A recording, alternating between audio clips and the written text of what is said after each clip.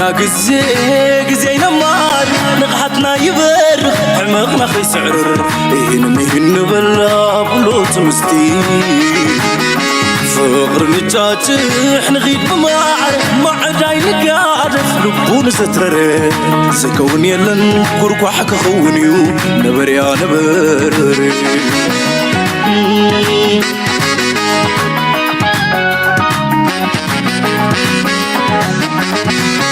روحنا معدون فلن مامي ورقو منفس سكون تاسقومي بسبرق ريخو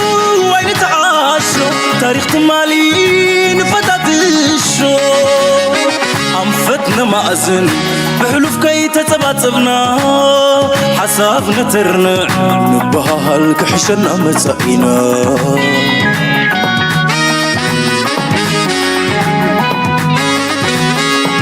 متحقيقاس سرت بالي مللينا حيلي صان فغري عاد ما سحبت حلف نكرفنيو يريد راو مالت بغفال نمني بلبي لساني خبط خينا تفرو تغني قبل السراحتنياتاتون ما راح تتكالن مكست The time that airlines revised the rules of flying Taliban to a top economic forum in St. Petersburg next.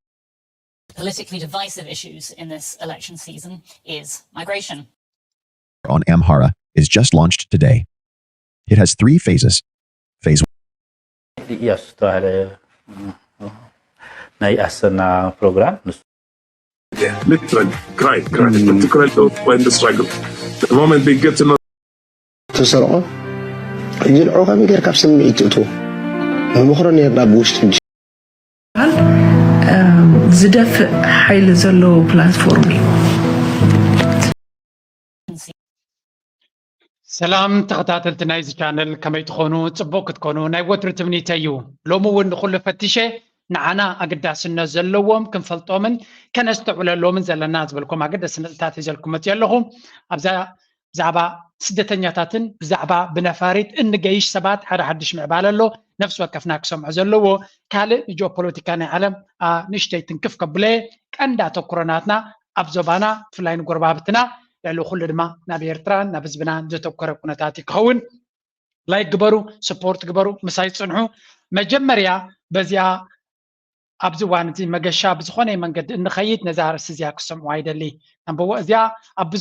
بزح سب حلقة قاتي مثل زلو مجمريا let's listen what's going on أبز فلايت أبزوان زبنا البازينات كاتلون تلقهم لارجان نوح وان شلل إلى حلفاني رزار السزيا جن at serious level بس يسلا زلو سامر كايمس سلا زلو مجشاتات كله الناس لزلو please نزا حبريت اسمعوا دحرين أبز زيناتات كملسي. It's a time that airlines revised the rules of flying.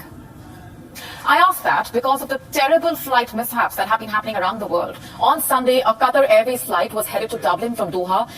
While flying over Turkey, the plane was hit with turbulence. 12 people got injured. So, أبز حلفوانات بفلاي نفرتي أب عالم حنت كابتن دعابي نفرتي تفري كامباني أمريكا بوينغ تبهال بزحات نفرتنا نايزن عالمنا سبات دقوا عزاد ما نساد فريتنيا أبزن نفرت زيادة جن شجرا قاتي ملو حساب أب أير كلوا مع عصوني خفت حساب أب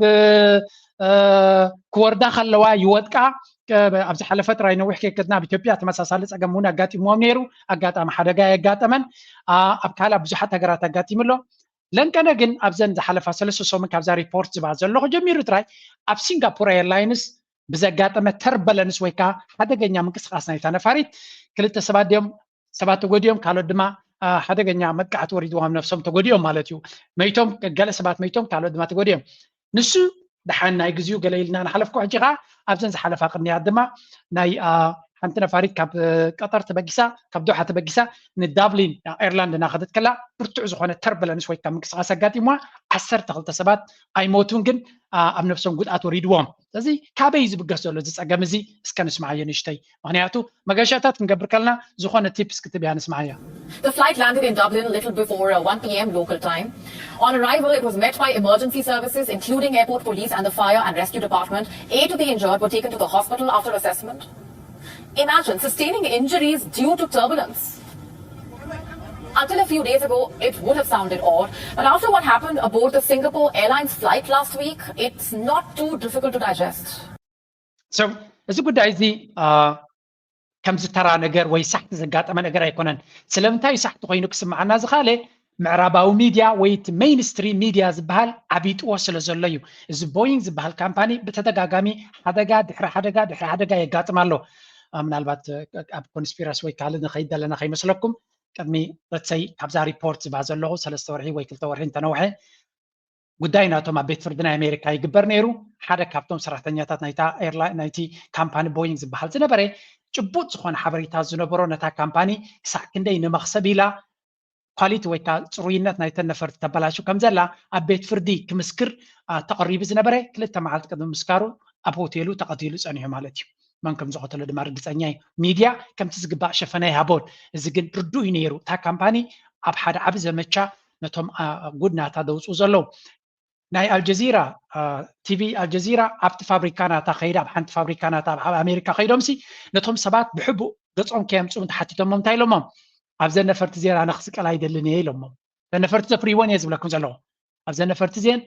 ክስቀል ኣይደልን እየ ሓደ ኣይኮነን ሓደ 17 ሰብ ድዮም ገለ ኢንተርቪው ገይሮምሎም እታ ቪድዮ እውን ኣጥፊዮም እያ መስለኒ ሕጂ ብሓፈሻ ነዛ ርእሲ እዚ እውን ክሸፍና ኣይደልን እየ ነይረ ምክንያቱ ናይ ብሓቂ ዝዕበጥ ዘሎ ኣርእሲ ስለ ዝኾነ ልክዕ ከምዚ ናይ ኮቪድ ዝነበረ ዕበጦ ከምኡ ዓይነት እቲ ሚድያ ድማ ኣብ ትሕቲ ቁፅፅር ናይ ኣሜሪካ ስለ ዝኾነ እዚ ቦይንግ ዝበሃል ድማ ኣፅዋር ዘፍሪ ካምፓኒ እውን ስለ ዝኾነ ፖለቲከኛታት ሚድያ መብዛሕትኡ ተገዳሲ ኣብቲ ሚሊታሪ ኢንዳስትሪያል ኮምፕሌክስ ዝበሃል ኣሎ ኣብ ኣሜሪካ ነቲ መንግስቲ ናይ ኣሜሪካ ዝቆፃፀሮ ገለ ካብቶም ተቆፃፀርቲ ስለ ዝኾነ ንሳቶም እዮም ዓቢጦሞ እጂ ንመለስ እዚ ኦልሬዲ እጂ ናብ ዓቢ ሚድያ ክወፅእ ስለ ዝጀመረ እየ ደምፆ ዘለኹ ዳርጋ ቀጥታ ዓበይቲ ቻነላት ኩሎም ካቨር ገይሮሞ እዮም ጀካ ናይ ኣሜሪካ እምበር ኣብ ካልእ ዓለማት ዘለዉ ይሽፍንዎ ኣለዉ እዚ እስከ እንታይ እዩ ትፀገም ሕጂ That plane, remember, dropped 6,000 feet due to turbulence. A passenger died, 30 others were injured.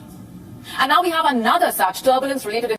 ካልእ ነፋሪት ኣብ ሲንጋፖር ኤርላይንስ ዘጋጠመት 600 ፊት ንታሕቲ ገፃ ኣብ ሰንኪ ተርቡለንስ ከም ዝኸደትን ሓደ ሰብ ካብቶም ኣብታ ተሳፈርቲ ዝነበሩ ከም ዝሞተን ስለዚ ድሕሪ ሕጂ እቲ ናትኩም ቁልፊ ናይ ነፋሪት ግበርዎ ክብልኹም ከለዉ እዛ ቪድዮ ትሰምዕ ዘለኻ ክሳብ እዚኣ በፂሕካ ተለኻ ንነፍሲ ወከፍ ሰብ ቤተሰብካ ድዩ ዝኾነ ስኻ ትፈልጦ ኣብ ነፋሪት ክኸይድ ከሎ እቲ ናትክ ሲት ቤልት ናትካ ግበሮ ክብልካ ከለዉ ድሕሪ ሕጂ ከምዚ ንላፅ ዝብልዎ ዘለዉ ከይመስለካ ኢት ኢዝ ኤክስትሪምሊ ኢምፖርታንት ነቲ ቤልት ናትካ ፅቡቅ ጌርካ ክትገብሮ ደቅኻ እንተለዉ ምሳኻ ድማ ፅቡቅ ጌርካ እቲ ቤልት ናቶም ትገብረሎም ብጀካ ክሸይ እንተዘይ ኮንካ ድማ ኣይተፍትሕዎ ከማን ምክንያቱ ብዙሓት ነፈርቲ ናይዘን ኤርላይንስ ናይዚ ቦይንግ ዝበሃል ካምፓኒ እዩ ብዙሕ ሽግር ከም ዘለዎን ድማ ዳርጋ ኣብ 10 ዝኾና ነፈርቲ ኣጋጢሙሎ ዝፀገም እዚ ኣብ ውሽጢ ዓመት ስለዚ ኣብዚ እዋን እዚ እቲ By the way, incident in a matter of days. The fact is, incidents of turbulence are increasing around the world. For the longest time, flight turbulence has been a manageable affair. It is very common after all. In the US alone, for example, about 65,000 aircraft suffer moderate turbulence every year. 5,500 run into severe turbulence. But now we have people dying or landing in the ICU because of turbulence. Clearly, things have changed.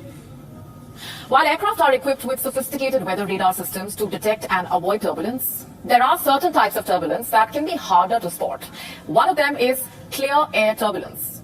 It can strike without warning and is one of the biggest causes of weather-related aviation accidents. It is the one that sent the Singapore Airlines flight shaking and people being thrown around the cabin. Some passengers were thrown out of their seats and went on to hit the ceiling. So እንታይ ኢና ንዛረብ ዘለና ኣብዚ እቲ ነፋሪት እኳ ዝኣክል ቴክኖሎጂ እንተለዋ ኣብ ቅድሚያ ንዘሎ ሪኣ ካብ ዝኾነ ይኹን ተርበለንስ ወይ ከዓ ሓደገኛ ልክዕ ከምዚ መኪና ክትከይድ ፀኒሕካ ኣብ ቅድሚኻ ሓደጋ ምስ ኣጋጠመካ የማን ወይ ፀጋም ቁልጡፍ ዝኾነ ስጉንቲ ምስ ገበርካ እቶም ሰባት ምሳኻ ኮፍ ኢሎም ዘሎ ወይ እውን ዝኾነ ምስ ኣጋጠመካ ብርቱዕ ፍሬኖ ምስ ሓዝካ ሰባት ምሽ ወለቕ ዘለቕ ይብሉ ወይ ክወድቅውን ይኽእሉ ኣብ ነፋሪት ከምኡ ዘጋጥመሉ ስለዚ እንታይ ዓይነት ምንቅስቃስ ኢና ንዛረብ ዘለና ሰባት ካብ ኩርሶም ደይቦም ወዲኡ ካብ ኩርሶም ተንስዮም ነቲ ብልዕልዮም ዘሎ መንደቕ ነቲ ናይ ቦርሳታት ሓሪሞም ዝወረዱሉ ግዜ ይበሃል ዘሎ ሰብ ክመውት ከሎ ኣብ ነፋሪት ብተርቡለንስ ማለት ድማ ካብ ቦቱ ተንቀሳቂሱ ናብ ካልእ ቦታ ስለ ዝተጓሕፈ እሞ ብሕማቕ ኣካላቱ ብርእሱ ዲብገለ ክወድቕ ስለ ዝኻለ ሰብ ዝመውት ዘሎ ስለዚ እዚ ጉዳይ እዚ ኣቃሊልካ ዝርአ ዘይኮነ ምናልባት እተን ካምፓኒ ኤርላይንስ ነዚ ነፈርቲ ዘፍርያ ዘለዋ ኣብ ዓለም ክልተ እንተን ዓበይቲ ኤርባስ ዝበሃል ናይ ኤውሮጳ ካምፓኒ ክኾን ከሎ ቦይንግ ድማ ናይ ኣሜሪካ እዩ ሕጂ ናይ ቻይና ኣብቲ ጌም ክመፅእ ይፍትን ኣሎ ኣብ ውሽጢ ቻይና ዓበይቲ ነፈርቲ ኣፍርዩ ኣሎ ግን ብዓለም ደረጃ ከምቲ ዝለ ኣይኮነን ብሓፈሻ እዛ ካምፓኒ ቦይንግ ትበሃል ንመክሰብ ተባሂሉ ብዙሕ ጌጋታት ከም ዝፈፀመ እዩ ዝንገር ዘሎ ናይ ኣሜሪካ ኣናሊስት ዝብልዎ ዘለዎ እየ ዝብለኩም ዘለኹ ኣብ መክሰብ ብጣዕሚ ከገድሰካ ከሎ ነቲ ኳሊቲ ብዲልካ ዝለዓለ ክትከስብ ስለትደሊ ቅልጣፈ ክትገብር ገለ ዝግበር ነገራት ስስዐ ግሪድ ብሎ ብግሪድ ዝፍጠር ዘሎ እምበር ሓደ ዓብዪ ናይ ኣሜሪካን ክብሪ ዝነበሮ ካምፓኒ ነይሩ ባት ሌይትሊ ብዙሕ ሽግራት የጋጥም ኣሎ እንታይ ክብለኩም ደልየ ነዋሕ ሪፖርት እያ ምናልባት ግዜ ተረኺባ ክምለሰ ኣብቲ ገሽዎ ፕሊዝ ጥንቃቐ ግበሩ ንነፍስኹምን ንደቅኹምን እታ ክትገብራ ትኽእል ጥንቃቐ እንታይ እያ ዘድሊ ፅቡቅ ዝኾነ ነቲ ዝብሉካ ነቶም ጋይድላይን ዝስቡካ ቆልፍካ ዲገለ መለኻ ብትክክል ኣብ ትክክል ቦታ ኮፍ ኢልካ ኩሉ ግዜ ጥንቅቕ ኢልካ ምኻድ ወላ ርሑቕ ይኹን መንገዲ ገበይ ሰላም ሕል ጉሰ ይብሉ ትግራይ መንገዲ ሰላም ወላ ቀስ ኢልካ እንትበፃሕካዮ ፅቡቅ ይብሉ ካብ ማይ መገሻን ስደትን ከይወፃኹ ከለዉ ኔክስት ሪፖርት ናታይ ድማ ብዛዕባ ውያ ክትከውን let's listen to this one now. Member block. It'll be taking place between June 6th and 9th. Now, voters will elect 720 parliamentarians. The number of lawmakers for every member state depends on the size of its population. So Germany, the EU's most populous country. ኤውሮጳ ትነብሩ ዘለኹም ሰባት ትፈልጥዎ ኢኹም ብርግፅ ብፍላይ ኣብቲ ኤውሮጳ ሕብረት ዝበሃል እዩ ዝበሃል ቦታ ትነብሩ ኣብ ካብ ወርሒ 6 ኣብ ወርሒ 6 ናይዚ ዓመት እዚ ዓብዪ ምርጫ ናይ 720 ኣባላት ናይቲ ባይቶ ናይቲ ኤውሮጳ ሕብረት ክምረፁ ስለ ዝኾኑ እዚ ኣገዳሲ ፍጻሜ ይከውን ልዕሊ ኩሉ ግን ኤውሮጳ ሕብረት ባይቶናቱ ምምራፁ ይኮነ እንተ ኣገዳሲ ኣብዚ ምርጫ እዚ መን እዩ ዝያዳ ክዕወት እቲ ዝዓበየ ኣጀንዳ ኮይኑ ዘለኸ እንታይ እዩ ንብል ንግረ መንገድና ንእሽተይ ሓበሬታ ክህልወና ኣብ ባይቶ ናይ ኤውሮጳ ዝሳተፉ ብብዝሒ ህዝቢ ናይቲ ሃገራት እዩ ዝምረፅ ዝበዝሒ ህዝቢ ዘለዎ ሃገር ኣብቲ እዩ ዝበሃል ብሎክ ጀርመንያ ንሳ ድማ 96 ኣባላት ወይ ድማ ኣባላት ናይቲ ባይቶ ክሰድድ እያ እተን ዝነኣሰ ሃገራት ድማ ምናልባት ሳይፕረስ እያ ክትከውን ትኽእል 6 ኣባላት ክሰድድ እያ ካልኦት ድማ ከከም ትሕዝተን ፈረንሳ ክኾን ከሎ 81 ስፔን 61 ጣልያን 76 እናበለየ ዝኸይድ ከከም ናተን ኣባልነተን ማለት እዩ ስዊድን 21 ከከም ብዝሒ ህዝበን ኣበርክቶ ኣለወን ኣብቲ ባይቶ ማለት እዩ so እዚ ምርጫ እዚ እስከ ንሽተይ ንቐፅል what is going to happen here has 96 seats in the European Parliament according to the ብፍላይ ኣብ ስደት ኣብ ኤውሮጳ ክስደት ትሓስብ ዘለኻ ሃገር ክትቅይር ትሓስብ ዘለኻ ወይ እውን ኣብ ኣፍሪቃ ሃሊኻ ብሕጂ ንስደት ትሓስብ ዘለኻ ፕሊዝ ሓበሬታ እዚኣ ወላ ቆሪፅኩም ኣብፅሑሎም ልስና every EU country has to have at least 6 representatives. Lawmakers coming from all member states mostly belong to one of 7 parliamentary groups and together they will elect the president of the European Commission. Now that is the EU's powerful executive branch. ነገረ መንገድና ድማ እቲ ፓርቲ ናይ ኣሜሪካ እቲ ፓርቲ ናይ እዩ ወይ ከዓ ኤውሮጳ ሕብረት ዝበሃል ኣባላት ናቱ እንታይ ይመስሉ እቶም 720 መናብር ኣብቲ ባይቶ ንብሎ ዘለና እቲ ዝዓበየ እቲ ኤስዲ ዝበሃል ፓርቲ ንሱ እቲ ዝዓበየ መናብር ዘለዎ ከምኡ ድማ እቲ ኢፒፒ ዝበሃል ናይ ቫንደርላይን ኡርሱላ ቫንደርላይን ዘላቶ ንሱ እውን 173 ኣባላት ኣለዎ ክልተ እዚአን እተን ዓበይቲ ፓርቲታት ዝበሃላ ካብ የማን ንፀጋም እናተዘርግሐ ክኸይድ ከሎ ማለት እዩ ዳርጋ ኣብቲ መንጎ ዘሎ ኢና ንዛረብ ዘለና እስቲ ካልእ ተቐፂልካ እዚ ምርጫ እዚ ብከምዚ ድዩ ክቕፅል መን እዩ ዝለዓለ እቲ ቀዳማይ ዝዓበየ እቲ ኢፒፒ ዝበሃል እዩ ሶሪ ተጋጌፀኒ እቲ ቁፅሪ ናይ መናብር ዘለዎም ኣብዚ ሕጂ እቲ ዝዓበየ የማናይ ክንፊ ዓበይ ዓወት ክህልዎ ከም ዝኽእል የማናይ ክፍሊ ዝበሃሉ እቲ ኢሲኣር ዝበሃል ዘሎ ወይ እውን ኣይዲ ዝበሃል ዘሎ ከምኡ እውን እቲ ለተይ ኢፒፒ ዝበሃል ዘሎ ካብዚኣቶም ምናልባት እዚኣቶም ሞር እቶም ናይ የማን ዘለዉ ክዕወቱ ከም ዝኽእሉ ብፀጋም ድማ እቲ 131 መናብር ዘለዎ ኤፍዲ ዝበሃል እስከ ድሓን እዚ ፖለቲካዊ ጉዳይ ናቶም ቁሩብ ክንሰግሮ ኢና Now, one of the most politically divisive issues in this election season is migration. Tens of thousands of people have died trying to reach the EU, making perilous journeys across the Mediterranean Sea. The UN says more than 3,000 migrants died in 2023. So, ቀዳማይ ኣጀንዳ ናይዚ ምርጫ ዝና ኮነ ዝመፅእ ዘሎ ኣብ ልዕሊ ካልኦት ማለት እዩ ብፍላይ በቶም ፖለቲከኛታት ስደተኛታት እዩ ብፍላይ ካብ በዓል ሊብያ ካብ ካልእ ዝመፁ ብባሕሪ ገይሮም ብካልእ ዝመፁ ኣብ 2023 ጥራይ ክሳብ 3000 ሰባት ኣብቲ ሓደገኛ መንገዲ ሂወቶም ከም ዝሰኣኑ እዩ ዝንገር ብሕጂ እውን ብፍላይ ኣብ ወርሒ 5 ኢና ዘለና ናብ ወርሒ 7 ክፀጋጋዕ ከሎ ካብ ሊብያ ይኹን ካብ ካልእ ቦታታት ብዙሕ ሰብ እዩ ነቲ መንገዲ ክኸዶ ዝፍትን ስለዚ ኣቐዲሙ ወርሒ 6 ይግበር ስለ ዘሎ እቲ ምርጫ እቶም ኣብ መንቀራቕሮ ዘለኹም ናብ መንቀራቕሮ ክትከዱ ትሓስቡ ዘለኹም ነዚ ሓበሬታ ዝስምዕዎ They attempted to reach European shores. Now this is the highest death toll on this route since 2017. The EU has been struggling to deal with migrants and refugees seeking protection or searching for a better life, and the topic has become a major campaigning issue. DW's Jack Parrock sent us this report from Brussels. Stranded by smugglers in the North African desert, the desired destination for Europe. In the final months before the election, the EU rushed through a law to overhaul its migration policy, which now permits member states to transfer people.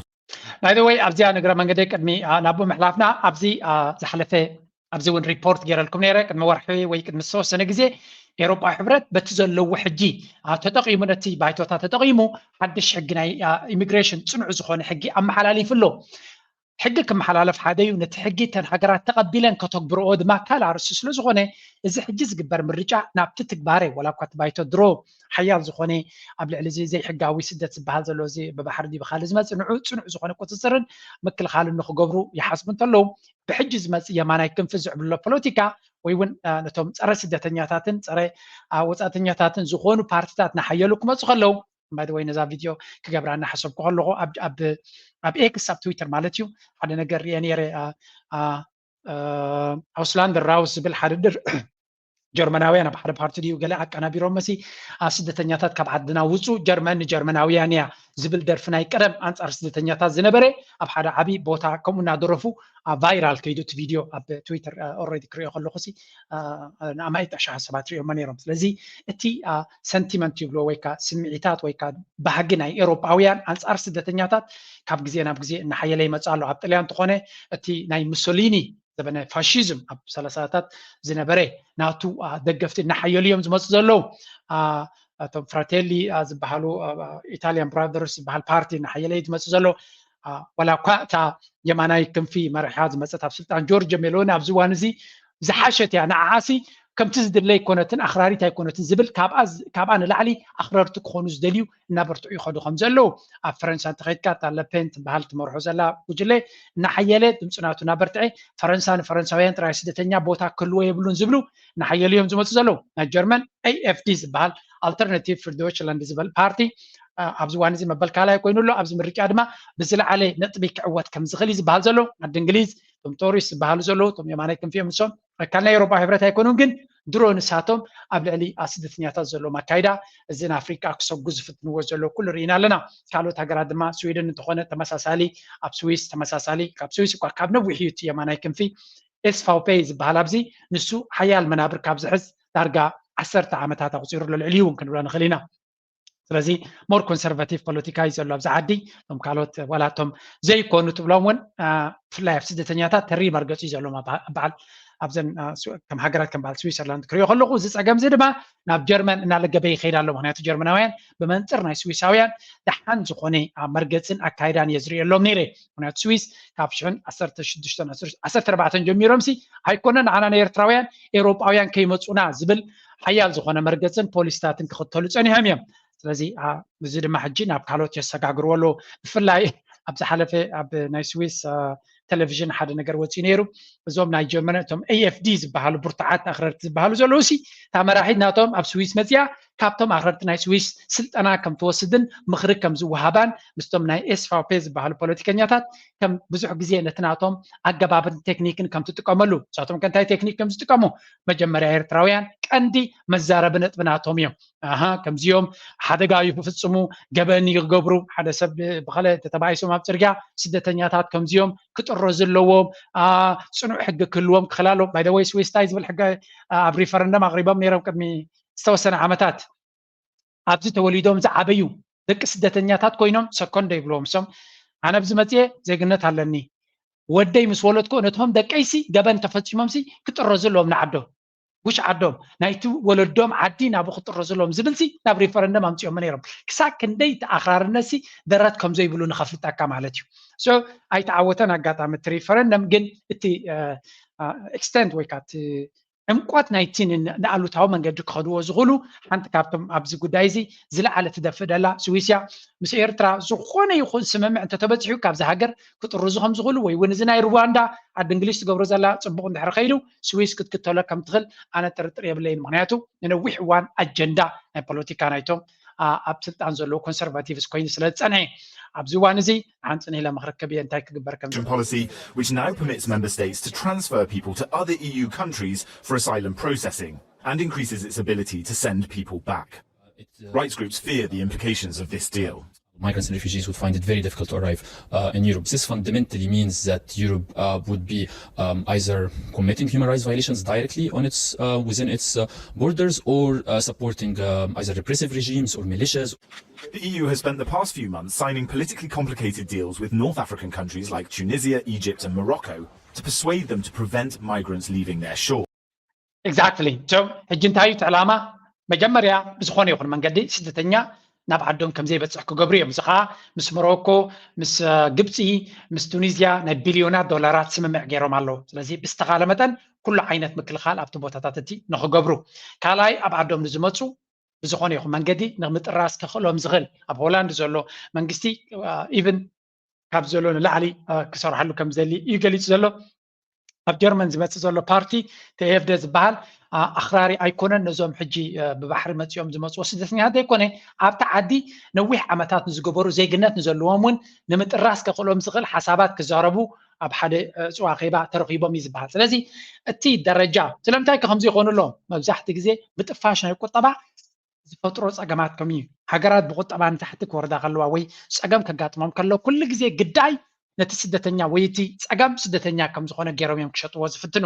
እዚ ከዓ ኮመን ፌኖሜነን ወይ ከዓ ልሙድ ተርእዮ እዩ ኣብ ካልኦት ሃገራት እውን ዝጥቀምሉ እዩ። ኤውሮፓዊ ሕብረት ድማ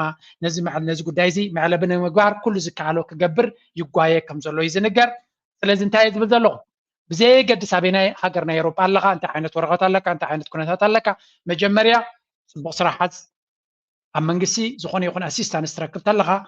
ቀዳማይ ግዳይ ክትከውን ኢኻ ብፍላይ ኣብ ኤውሮፓን ዘለኹ የዛረብ ዘለኹ and it's also pretty much the same ኣብ ካናዳ ኣብ ኣሜሪካ ኩናት ናይ ዩክሬን ነቲ ቁጠባ ወይ ነቲ መንግስታት ናይ ኤውሮፓ ናይ ኣሜሪካን ዓብይ ለውጢ ይምፅኡ ኢሎም ዘሎ እንታይ ማለት ብዙሕ ገንዘብ ናብቲ ኩናት ተእትው እዮም ጀርመን ይኹን ኤውሮፓ ይኹን ኩሉ ወላ ኣሜሪካ ካናዳ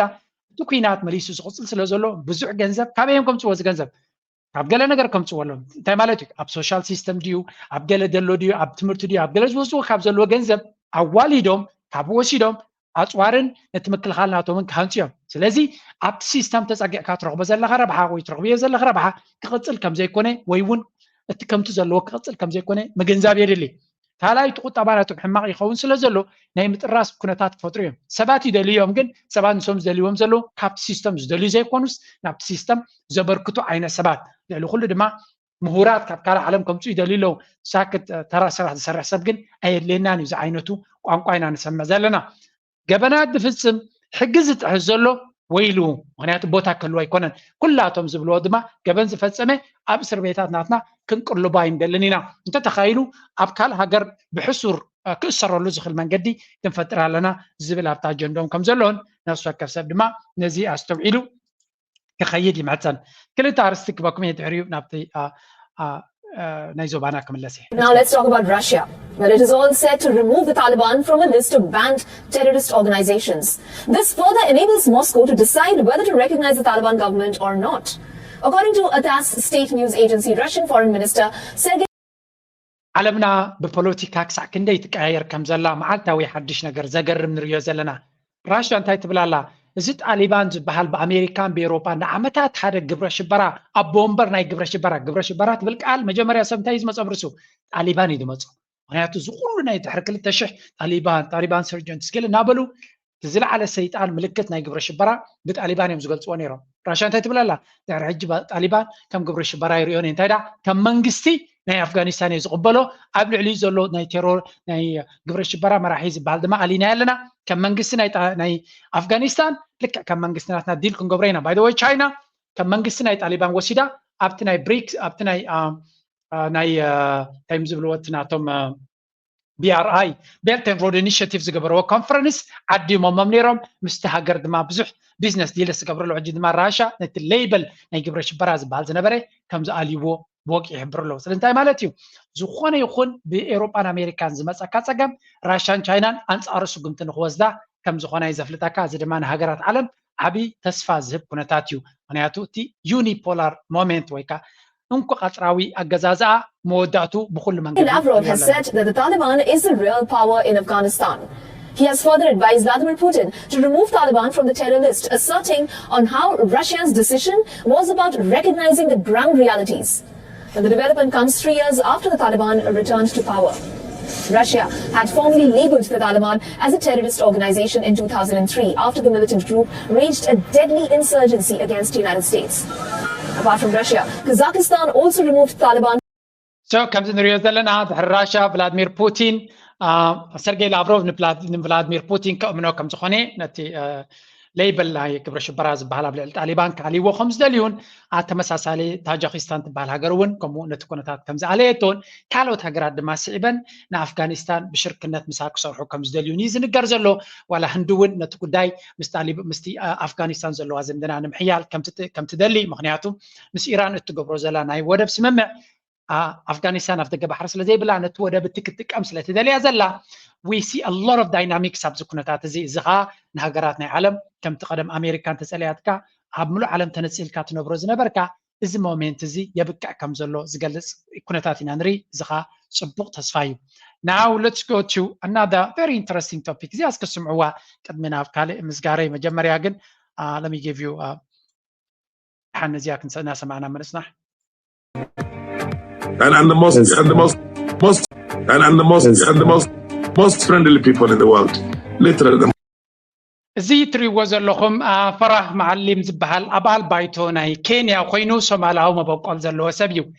ምስ ኤልያስ ኣማረ ዝገበርዋ ምይይጥ እንድያ ብዛዕባ ኤርትራውያን ክዛረብ ከሎ እስከስምዕዎ really ልብኻ ዝትንክፍ ዘረባ እዩ I'm really happy to hear this yes. and the most friendly people in the world, literally the most friendly people in the world, yeah. Also, once they knew you were Somali, they would immediately. I had a problem paying whenever I go for shopping. I used to really, I don't know whether to shop or not to shop because. እንታይ ዝብል ዘሎ ብዛዕባ ኤርትራውያን ኣብ ኤርትራውያን ቶም ዝበለፁ ኣብ ሂወተይ ቶም ዝተመቕለሉ ምቕሉላት ሰባት ዝረኣኽዎም ኤርትራውያን እዮም እዩ ዝብል ዘሎ ኤልያስ ኣማረ ድማ ተቐቢሉ ከም ሶማላውን ተፈሊጦምካ ድማ ፍሉይ ክብሪ ከም ዘለዎም ብፍላይ ድማ ኣብ ልዕሊ ሶማል እንገብሮ ነታ ዘረባናቱ እንካን ሃባን እንዲሁ ኩሉ ነገር ቁሩብ ንድሕሪት ተመሊስና ኤቭሪቲንግ ፐርስፔክቲቭ ኣለዎ listen to ሶማልያ ከም ዝሎም ከይኮነት ከላ እዚ ገለ ካብቶም ቀዳሞት መራሕቲ ናይ ሶማልያ ዝነበረ ስዒድ ባሬ ዝበሃል ዝና ማሕደራ ከሎ ብዛዕባ ንኤርትራ ቃልስን ህዝቢ ኤርትራ ብምዕራባውያን ተሓቲቱ ክምልስ ከሎ ስምዕዎ ድሓር ክምለስ ኣይና ተዘረባ Do you support the struggle of the Liberation Front in Eritrea for independence? Well, I told you we always support those who are struggling for. እንታይ ኢሉ ሓተሎ ነዚ ቃልሲ ናይ ኤርትራውያን ዝበሃል ዝግበር ዘሎ ኣብ ኤርትራሲ ትድግፎ ዲኻ ኢልወስ ንሕና ብመሰረቱ ወይ ከዓ ብመትከል ነቶም ንናፅነቶምን ንሓርነቶምን ንዝቃለሱ ኩሉ ግዜ ኢና ንድግፍ ናበለይ ዝዛረብ ዘሎ We oppress people and refuse their freedom. Whatever it costs, we always support that principle. ዞም ሰባት እዚኣቶም ነቲ ዘለዎም ሽግርን ፀገማትን ንክሰግሩ ዝቃለሱ ዘለው ክንምንታይ ዋጋ የኽፍለና ኩሉ ግዜ ክንድገፎም ኢና ይብላሉ ሕጂ ኣብዚያ ስምዑ And this goes for Eritrea as well. Certainly. ወላ ንኤርትራውያን ኢኹም ክትሕግዙ ማለት እዩ ኢልወሲ የስ ብርግፅ ወላ ንኤርትራውያን ብምባል ንኤርትራ ብዙሕ ኣብቲ ሰውራ ናይ ኤርትራ ዓብይ ሓገዝ ዝገበረሉ ሃገር እንተሎ ሶማልያ እዩ ነይሩ ስለዚ ኤርትራ ንሶማልያ እትገብሮ ነገራት ቀደም ኢዳ ሕሊፋ ስለ ዝፀንሐት እዩ ሶማልያ ንኤርትራ መራሕቲ ናይ ኤርትራ መራሕቲ ናይ ህዝባዊ ግንባር ወይ እውን መራሕቲ ናይ ሰውራ ናይ ኤርትራ ብፓስፖርት ናይ ሶማልያም ዝንቀሳቐሱ ነይሮም ንዓለም ድዩ ናብ ካልእ ክኸዱ ከለዉ ስለዚ ሶማልያ ብዙሕ ኣበርክቶ ዝገበረት እያ ዳትስ ዋይ እቲ ኤርትራ ትገብሮ ዘላ ሕጂ ብዚ ተመሊስና ነታ ኮንቨርሴሽን ንቐፅላ እስከ I want to talk to them, and when I talk to them and I can't speak Tigrinya, then they want to know where I came from because I look like one of them. Then I tell them I'm Kenyan Somali, and that's it. Like, you're not going to pay anything. I go to any shop and they don't want to take my money. You know, it's an طيب لالو ብዙሕ ግዜ ኣብ ኳኩን ናይ ኤርትራውያን ክኸይድ ከለኹ ካበይ መፂኻ ይብሉኒ ንዖም ስለ ዝመስል ንዖም ስለ ዝመሳሰል ኢሉሲ ካብ ሶማልያ መፂየ ክብሎም ከለኹ ዝኾነ ገንዘብ ክቕበሉኒ ይደልዩን እዮም ስለዚ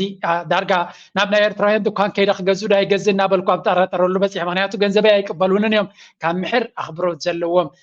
ሓደ ሰብ ከምዚ ኢሉ ክዛረበልካ ከሎ ካልእ እውን ተስቲሞኒ ፅን ኢለ ከምፃልኩም እየ just amazing ብዛዕባ ኤርትራ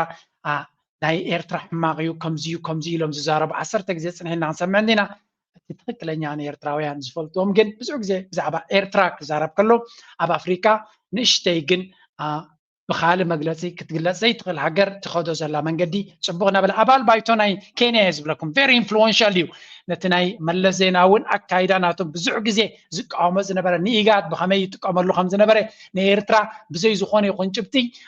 ዝገብራ ዝነበረ ብዙሕ ግዜ ዝተዛረባ ሚድያ እውን እንተኾነ እዚ ሰብ እዚ እዩ ስለዚ ዓብ ክብሪ ይግቦ እዚ ፈሊጥና ሕጂ ናብቲ ካልእ ውሽጣዊ ፖለቲካ ናይ ዞባና ንኸይድ ብዙሕ ድማ እዩ ዘሎ መጀመርያ ነዚያ ቪድዮ እዚኣ ራእይዋ ካብ ምንታይ ዝተበገሰ እዩ ክትብሉ ኢኹም ሽዑ እዚኣ መጀመርያ ክልተ ነገራት ከረየኩም እየ እስከዚያ ራእይዋ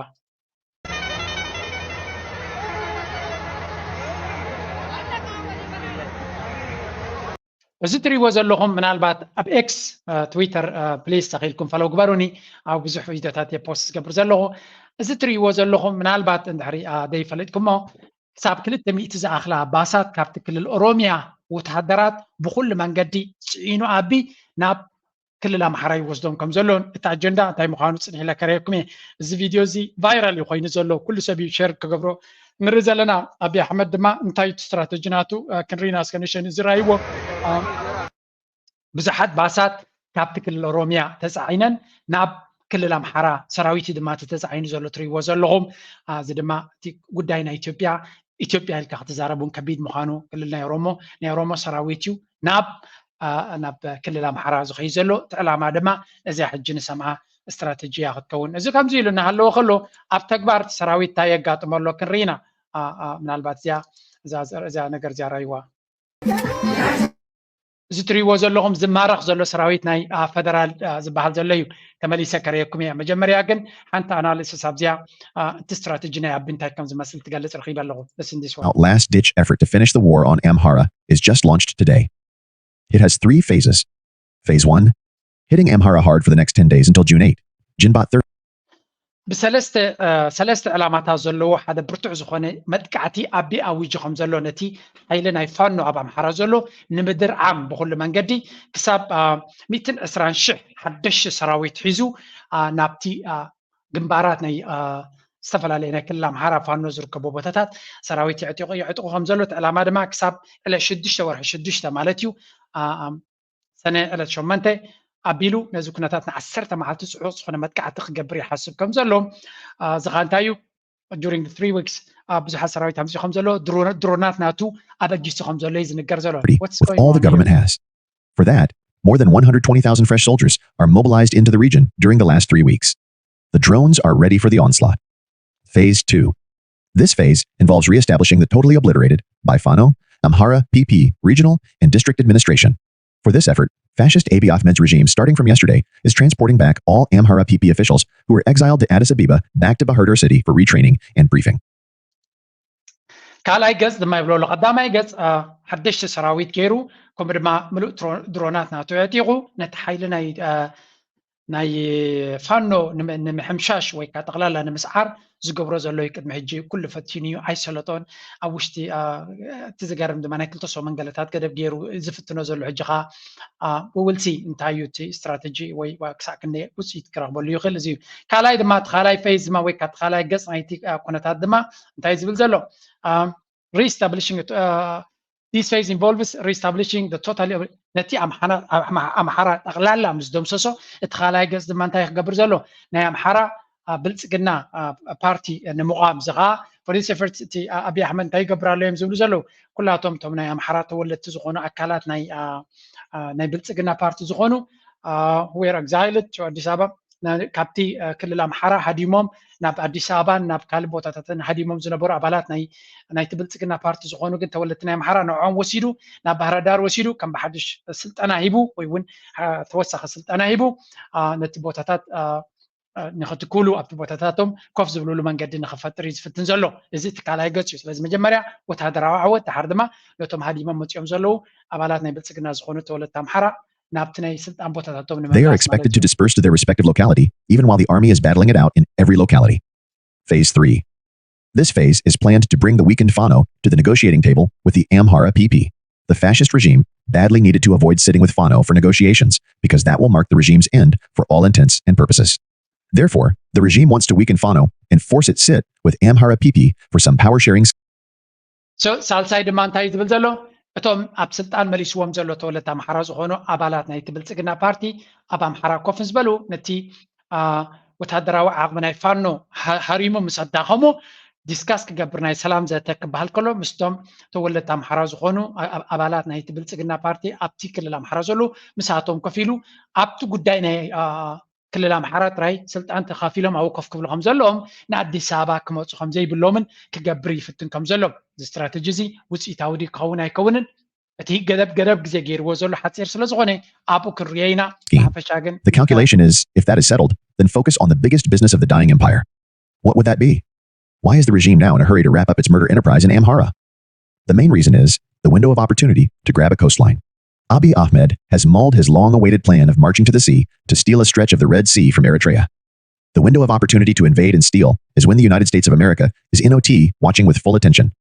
That will be from mid-October to mid-November when the US is totally focused on its presidential election. Therefore, after sometimes ዝብሉ ዘለዉ ብዝቐልጠፈ ግዜ I think exaggerated እዩ እዚ ናይ ኣምሓራ ኤሊት ዘውፅዎ ዘለዉ ሪፖርት እንድዩ ኩሉ ግዜ ጥንቅቕ ኢልና ክንፈልጦ ኣለና እንታይ ዝብሉ ዘለዉ ሕጂ ኣብዘን ሓፂር ግዜ ነቲ ናይ ኣምሓራ ሓይሊ ሰይሩ ነቲ ሰራዊት ድማ ሓያል ሰራዊት ተመክሮ ናይ ውግእ ዝወሰደ ኣብቲ ክልል ኣምሓራ ንፋኖ ክስዕር ዝኸኣለ ሞራል ዘለዎ ሰራዊት ሒዙ ኔክስት ስቴፕ ናቱ ናብ ኤርትራ ገፁ ከይዱ ኣብቲ ገባሕሪ ንምውሳድ ክጥቀመሉ ከም ዝኽእል ስለምንታይ ከዝህወኽ ዘሎ ንዝብል ምርጫ ናይ ኣሜሪካ ወርሒ 11 ስለ ዝካየድ ካብ ወርሒ 6 ወይ ወርሒ 7 ክሳብ ወርሒ 11 ዘሎ ኣሜሪካ ሙሉእ ኣቓልቦናታ ዝኾነ ፕሬዚደንት ናይ ኣሜሪካ ኣብቲ ምርጫ ስለ ከተኩር ዝኾነ ነቲ ሃጓፍ ተጠቒሙ ነቲ ኩነታት ወሲዱ ናብ ኤርትራ መጥቃዕቲ ንኽፍፅም እሞ ኣፍ ደገ ባሕሪ ንምቁፅፃር ክጥቀመሉ ከም ዝደሊ ነቲ ዊንዶው ኦፍ ኦፖርቹኒቲ ወይ ከዓ መስኮት ናይ ዕድል እዮም ዝብልዎ ዘለዉ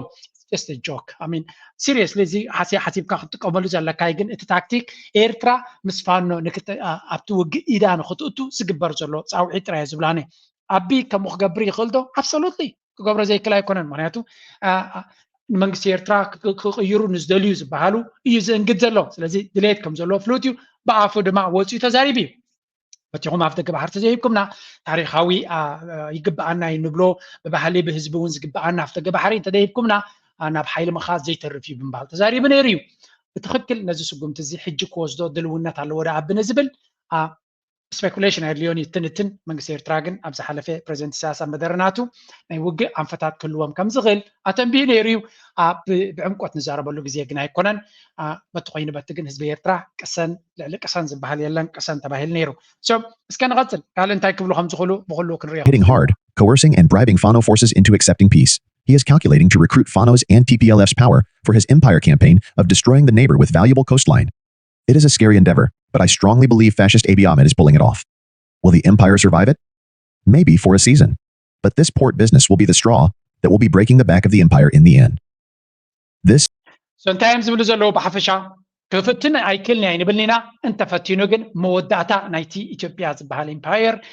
ንሱ ክኸውን ከም ዝኽእል ምክንያቱ ሰራዊት ናይ ኤርትራ ምስቲ ብኔጋቲቭን ብኣሉታን ብገለን ኣፍኮርስ ሰራዊት ናይ ኤርትራ ባትል ሃርደንድ እየ ድብላነ ኣብ ግንባር ተፈቲኑ ክሰዓር ዘይተኻለ ብተደጋጋሚ ፈቲኖም ከውድቕዎ ዘይከኣሉ ሰራዊት I think ክንምንታይ ድሌትካ ክትዛረቦ ትኽእል ምናልባት ንእሽተይ ኢሜጅ ክበኩም እየ ንዑና ተዛረብና ከለና ክንሪኦ ዘለና ስለዘገድሰኒ ንዑና ረኣና ክንዛረብ ኢና and that's very very important ኩልና ንፈልጦ ዘለና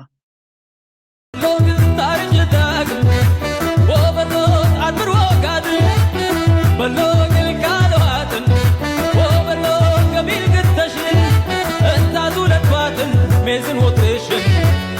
مدايم بونات أباي كتنن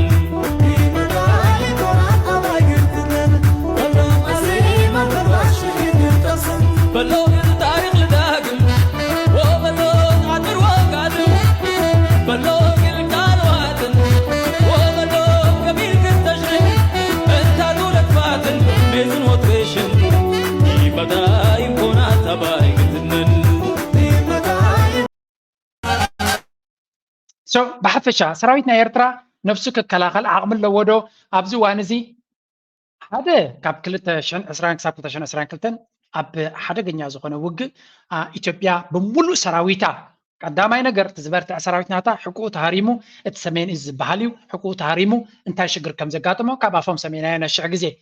هالاي كم بحدش ري أورجنايز زخنا سراويت يوم هنيس أمزلو بخندي حجزاتنا إمارات اللي خلوا دما بحجزنا سراويتنا إيرترا نتكونتات وريدوهم زنبره كسعروون كحلفون كم زقالو يزنجر زلو فاين اوكي نوع سجيرو ما سوات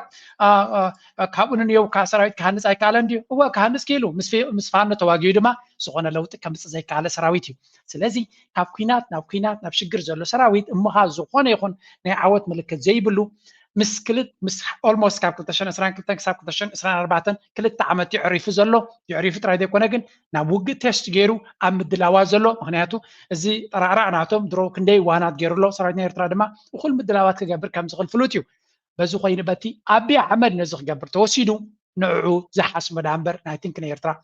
تي ناي بريزنت سياسه رباون كاو زملسيو باي ذا واي ምናልባት ኣብ ካልእ ግዜ ትሰምዕዎ ትኾኑ እዚ ኩሉ ሰራዊትና ኤርትራ ታኒካን ድስትን ሰሪቕና ዝብሉ ታንክታትን ኣፅዋራቶምን ማሪኹ ስለ ዝኸደ እዩ ኣክንዲ ታንክታትና ኣፅዋራትና ሚሳይላትና መንጢልና ከይድኩን ዝብሉ ነቲ ሰራዊት እንታይ እዮም ዝዛረብዎ ዘለው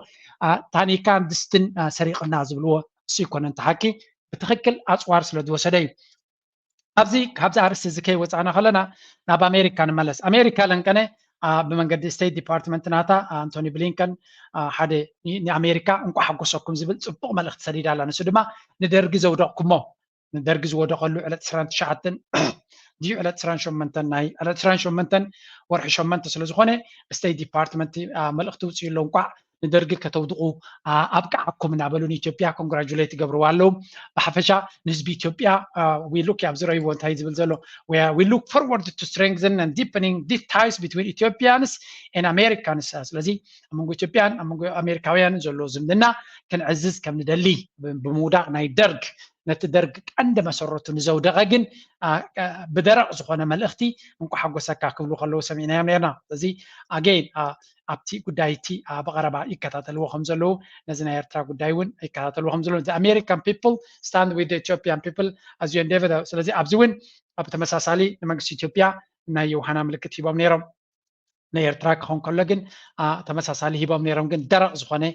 زربان عدون كم زنبرة يزنجر سلازي مجلس أمريكا أتكونتات نكرنا أفريقيا يكتاتلو خمزلو أو يزنجر سكى هانتي أرستيك يرناشو أبتكال كونتاتنا كنحلف كن في التنينة معناته there's a lot of things going on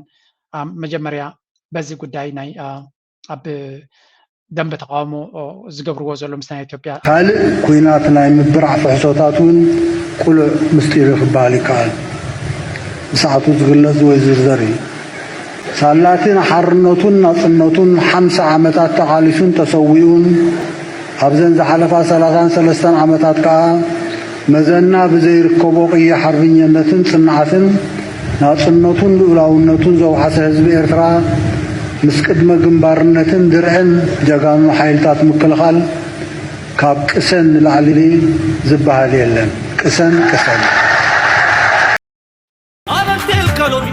مع صخير وزا تفرن كان بخاب برد مفراسة سعر كاير بخاب وشتنددك حقنات كعبي أنا برتحب أنت حدا لربي كلنا كعبي أنا تلك يقولون أبسح قوازن كمن بسح أنت إريتراوي سببا مرحاوي أنا تلك يقولون أبسح قوازن كمن بسح حنت نقرأكم زدلي أبقى على الصحيح حلفكم بليز نزين كم عينات جيران زسعة التبابعوان عبي ترجم زلوا وسرحين سرح زلوا سلزي بانديرانا إيرترا تاريخنا إيرترا سنتبابنا إيرترا كتبابع خلالو بفلا إدما نتحجراونت نتي حدنت نايتزبي حجراونت نايتزبي فقر نايتزبي زمدناتاتن كبرتاتن نايتزبي زجوس درفتات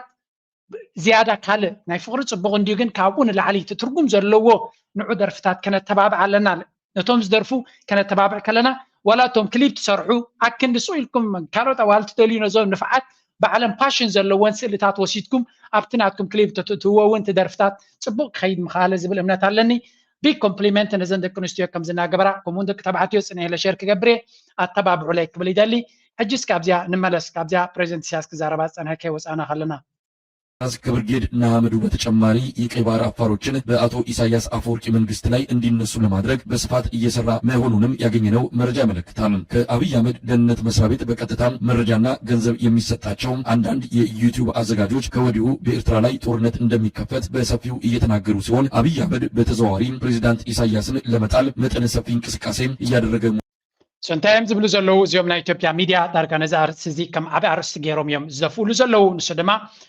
አብይ አሕመድ ምስተፈላለዩ ዕጡቃት ጉጅለ አንጻር ኤርትራ ወይ አንጻር መንግስቲ ኤርትራ ክኸዱሉ ዝኽእሉ ዝበሎም ኩሎም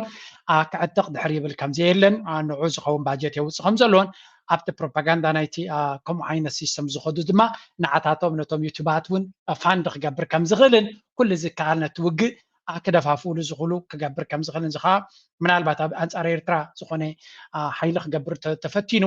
ኩሉ ዓይነት ክሕግዞ ዝኽእል ሓይሊ ክጥቀም ከም ዝኽእል ወይ ደገፍ ክኾኑ ዝኽእል ነገር ልዕሊ ኩሉ ድማ ናይ ከም ኤርትራውያን ኮይኖም ክቃወሙሉ ወይ ክቃለስሉ ዝኽእሉ ሰባት ተረኺቡ ድማ እቲ ዝበለፀ ሓገዝ ክኾኑ ከም ዝኽእል እዩ ዝንገር ዘሎ ኣብዚኣ እውን ተወሳኺ መረጋገፂ ሂቦም ነይሮም እስከ ንእሽተይ ንስማዕዮ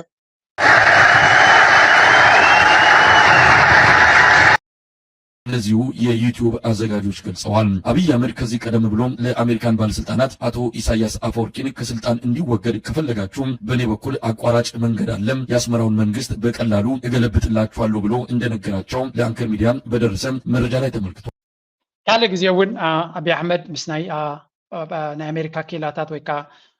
ፖለቲከኛታት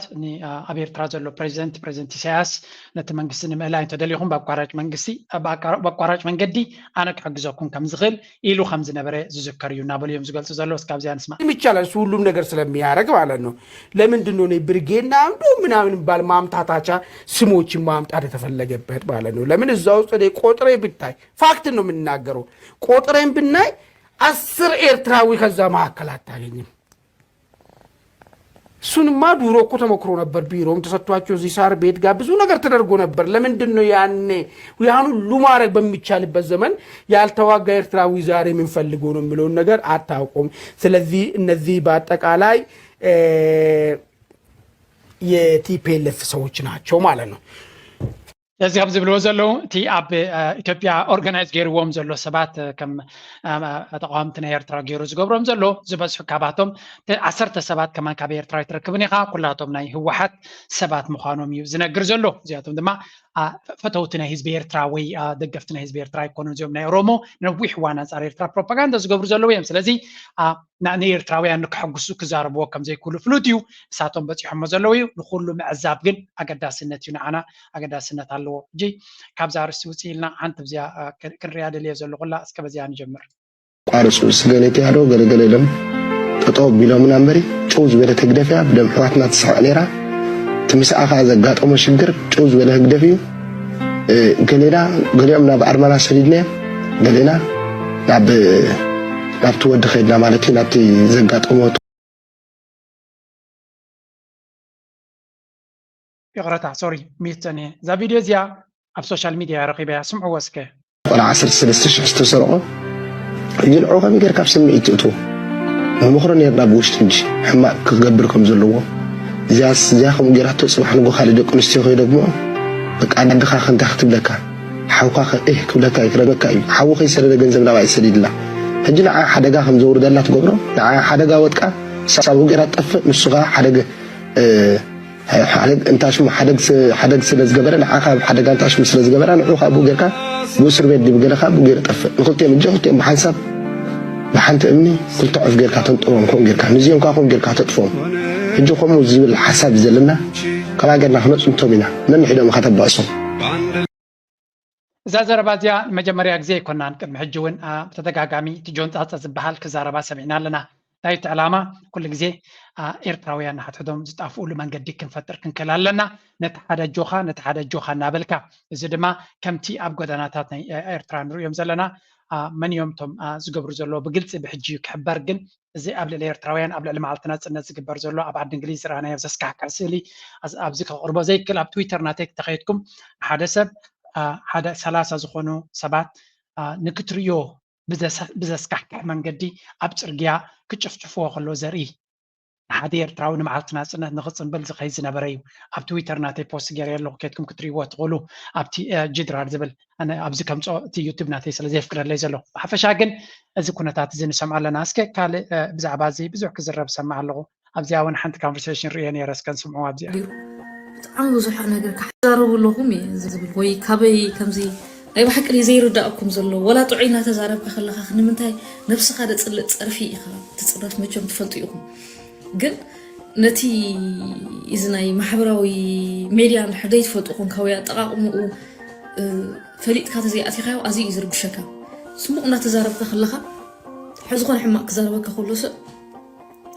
ንገለ ሰብ ክገርሞ ክእል እዩ ንዓይ ከመይረነስ ኣይገርመንን እዩ ምክንያቱ ኣርያ ምምስኹም ዘለኹም ሕጂ ኣብ ቲክቶክ ክሪኦ ዝፀናሕኩሲ ሓደ ሓው ኣብ ላይቭ ከለዉ ብዙሕ ዝፈለጥኮ ነገር የለን ግን እንታይ ክብል እዛ ቪድዮ ዝሰርሓ ዘለኹ ሲ ብዙሕ ግዜ ደጋግሞ እየ ብዛዕባ ዲፕሬሽን ብዛዕባ ጭንቀት ብዛዕባ ፍራስትሬሽን ብዛዕባ ኣንገር ብዛዕባ ክራይሲስ ዘለና ኣፍልጦ ክዓቢ ኣለዎ ይብል እየ ምክንያቱ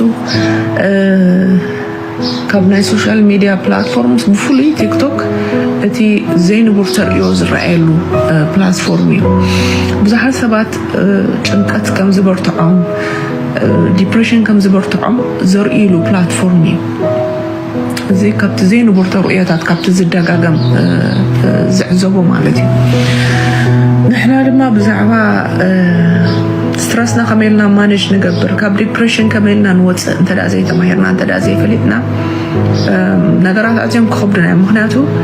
ሶሻል ሚድያ ብጣዕሚ እዩ ንዲፕሬሽን ንጭንቀት ንካልእ ንሱይስ ኣጋጢሙሉ ካብ ሂወትካ ናብ ኣምላኽ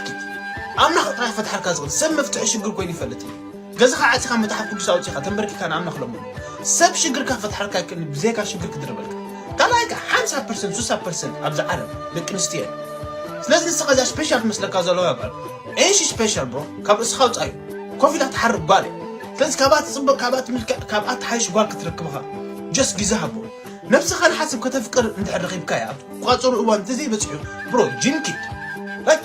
جيم كيت كارخا رختخا بزح كارخا لايك قول هوبي قبر تلفزيون فيلم قبر ولا لايك قبر جاست كاب تسبت كم مجمع تدخل لها نفسها قاصر أوان تزي بس هلا بتسب نتري أنت هلا كم موتى immediately تقول بها موتى كسبت موت هايتنا كسب سب زغط لك كسب أبدمك أتي فرز زغط لك هايتنا كبروح على ليو كاسك كم وانت فيتك موتاكب دلاك قبل جس كاب وتراوسا كاب سبت راح كلاك أنا سخاب بمهلاو كاتراي زعقو سدرالو روح كون أيتربح تعيكون أيتر نسخاب بهوت بمهلاو كاتراي زعقو سدرالو كمون بتأم نسخاب سمتك زوجيو سدرالو زوجيو برو دم سجا زقص قسم هوت على لوها غرفو زي حجي سخاب متكلا زلها قال ولا زي حجي كما زلا تحسب زلها قال صباح نقول ترسعك ولا انت حميت كخم انك ترسعك كاسب كتفكر يا كارخت مرعي بقى خمن تسحقنا لازم نمت موت الله كمان ما كم ما تكاي تفكر كلاك اذا نفسي حس كذا زلها كنت قتله مسلي بك برو لك حي حس كذا زلها نتزلك حق املخ نعملو سول ندعك لك تزي كوينو كنت قتله مسلي بك حسب زي هوت كانت كم خان دحر فليت كاخا كنت قتله مسل كم زي مخان زي فليت انت فليت كا املخ طرايك فتحك زخم سلازي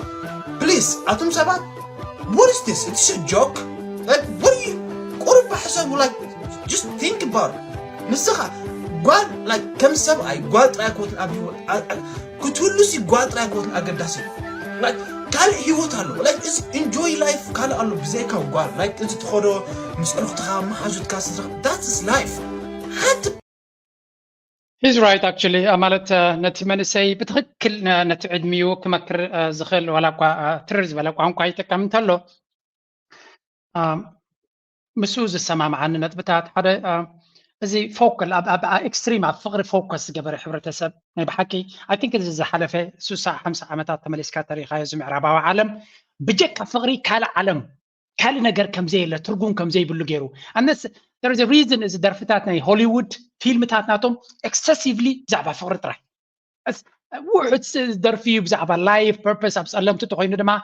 كيل نتسلم كتلو نتسرق أو نتهرم أو نتجلى جبر رزبل نا violence هو درفتات هات ما عرفتنا عادوا تاريخهم كل كذا it's about ፍቅሪ እንታይ እዩ እዚ ካልእ ህይወት የለን ሰብ ዘይ ፍቅሪ ክነብር ኣይክእልን ኣትፍቅሪ ኣሎ እንድዩ ግን እዚ ኣብ ኤክስትሪምሊ ኣብ ፍቅሪ ዘተኮረ ህይወት ንኸዶ ዘለና ንካልእ ነገራት ትርጉም ከም ዘይልዎ by the way ዝምዕራባዊ ዓለም ኩሉ ነገር ኣብቲ ንሳቶም ዝደልዩካ ነገር እንክሊል ክትብል እዮም ዝደልዩካ ዘለዉ ኣነ ሓንቲ ነገር ኣብዚ ኣሰረዳኽዋ ብጀካቲ ኣሉታዊ ትሪኦ እዞም ሃገሮም ዝፈትዉ ሰባት ብጀካቲ ኣብ ፀርፊ ዝኣቱ ሰባት ንኣብነት ኣብዚ ፌስቲቫላት ወይ መዓልቲ ናፅነታት እንታይ ንርኢ ነርና let me give you one picture just ንስና ተዛረበ ማይፅናሕ ሓንቲ ክበኩም ደልየ ኣለኹ ፓርቲ ኣጓላ ብሂወትካ እምበር ግድነት ኣይኮኑም ጓል ክትህሉ ዘሎ ኣብ ሂወትካ ክትህሉ እንዳይኮንካ ሂወት ትርጉም ምህላው ኣጓል ጥራይ ኣይኮነን እንድሕር ኢልካ ተፍቅረካ እንድሕር ኺብካ ትፅቡቕ ተዘይረኺብ ኣብዚኣ ሓንቲ ነገር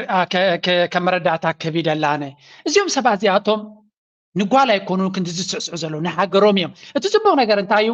ኣመና ኣብ ጓል ወይ እውን እታ ጓል ናብ ወዲ ዘተኮረ እንድሕር ኮይኑ ዋ ኣምላኽ ኣይኮነትን ንሳ ድሌትካ ኩሉ ነገር ከተመላልካ ወይ ንሱ ኣምላኽ ኣይኮነን ኣምላኽ እዩ ኩሉ ግዜ ዲስኣፖይንት ክገብረካ ዘይክእል ወይ ከዓ ተስፋ ክቁርፀካ ዘይክእል እምበር ሰብ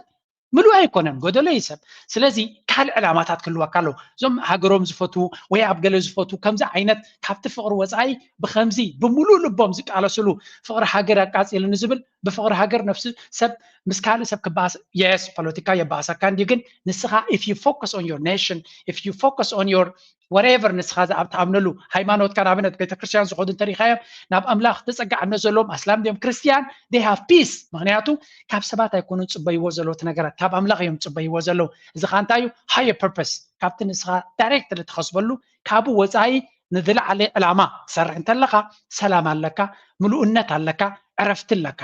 እዚ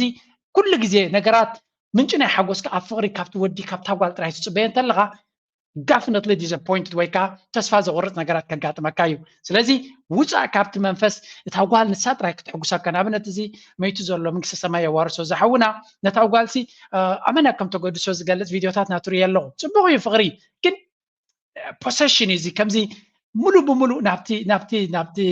ናብታ ጓል ወይ ናብቲ ወዲ ኣተኪርካ ትኸዶ ኣነጎ ኣብ ሕማቕ ከውደቐካ ይኽእል እዩ ምክንያቱ እታ ጓል እውን እንተኾነ ኩሉ ተደልዮ ንስኻ ክትገብረልካ ኣይትኽእልን እያ ከምኡውን እትወዲ ኩሉ ነገራት ካብኡ ትፀብየ እንተለኺ ሄይ ነፍሲ ወከፍና ናትና ሓላፍነት ንግበር ካልኦት ነገራት ከቢድ እዩ ንኣብነት እዚኦም ሃገሮም ዝፈትዉ ሰባት ኣብዚ ትዊተር ይርዮም እያ ኣነ ቀደም ከ ከመይ ነበርኩን ኤክስትሪምሊ ደስ ዘብሎም ደርፍታት ድዩ ስነ ጥበባዊ ስራሓት ድዩ ካልእ ፖስታት ጥራይ ብምርኣይ ክሳዕ ክንደይ ከም ዝሕጎሱ ስለዚ ምንጪ ሓጎስ ረኺቦም ኣለዉ እዞም ሰባት እዚኣቶም ከምኡ ድማ ንኣምላኽ ዝፈትዉ እዞም ኣብ ኣምላኽ ፅግዕ ዝበሉ መዛሙር ድዮም ፖስት ዝገብሩ ጥቕስታት ናይ ኣምላኽ ድዮም ፖስት ዝገብሩ እዚኣቶም እውን ዕረፍቲ ኣለዎም ሓጎስ ኣለዎም by the way እዚኣቶም ኣብ ሓዳሮም ከዓ ቅሱናት እዮም ምክንያቱ ተሓጎስ ካብቲ ሓዳሮም ዘይኮንስ ካብ ኣምላኽ ካብ ካልእ ዕላማታት ስለ ዝረኽብዎ ዘለዉ ኣብቲ ሓዳሮም ሓጎስ ንክህቡ ይኽእሉ ስለዚ ፕሊዝ ንጠንቀቕ ኣብዚ የድሊ ጭንቀት ናተና ነፍስናን ሕብረተሰብናን ኣይንጉዳእ እናበልኩ ናይ ሎም ኣርእስቲ ኣብዚ ክውድየ ንካልኦት ሰባት ኣብ ምድጋፍ ኣብ ምሕጋዝ ኣብ ምትብባዕ ኣይንሕማቕ እናበልኩ ምዝያ ኣገዳሲት ለበዋ ክገድፈኩም እየ ላይክ ግበሩ ሰፖርት ግበሩ ናብ ካልእ ድማ ሕብረተሰብና ንክቕየር ነፍሲ ወከፍና ክንክተሎ ዘለና ካብ ኤስያውያን ብፍላይ ካብ ቻይናውያንን ህንዳውያንን ክንመሃሮ ዘለና እዩ እዚኦም ሕብረተሰብ እዚኦም ነፍሲ ወከፍ ሳንቲም ኣብዘይ ቦታ ኣይትወድቕን እያ ዘየድልዮም መጋየፂ ኣይገዝኡን እዮም ገንዘቦም ብኣገባብ ይሕዝዎ ኢንቨስት ይገብርዎ ስቶክ ማርኬት ከምኡውን ክሪፕቶ ኣዝዩ ኣገዳሲ እዩ ኣብዚ ካልኣይ ንሶምን ደቆምን ኣብ ትምህርቲ ብፍላይ ድማ ኣብ አይቲ ኣብ ኢንጂነሪንግ ኣብ ቢዝነስ ዝለዓለ ተኩሮ ኣለዎም ዳትስ ዋይ ድማ ማይክሮሶፍትን ጉግልን ብህንዳውያን ከምኡውን ኣብ ካልእ ኤስያውያን ዝመርሑ ሳልሳይ ድማ ነፍሲ ወከፍ ዘለዎም ገንዘብ ኣብ ዓዶም ገዛ ድዩ ቢዝነስ ብምህናፅ እዮም ዝዓብዩ ነዚ ክሕግዝ ዝኽእል ዝተፈላለዩ ፕሮግራም ኣለና ልበይ ስምነዮ ሕልመይ ድህንተዮ በልትኪ ማዕሪግኪ ብዓይነይ ክርዮ ጥዑም ከስማዓኒ እፎይታይ ለሚነዮ ዓደያ ብደመያ ኢለነጊረዮ ዓደያ ብደመያ ኢለነጊረዮ ጥዑም ከስማዓኒ እፎይታይ ለሚነዮ ሃገረ ልበይ ስምነዮ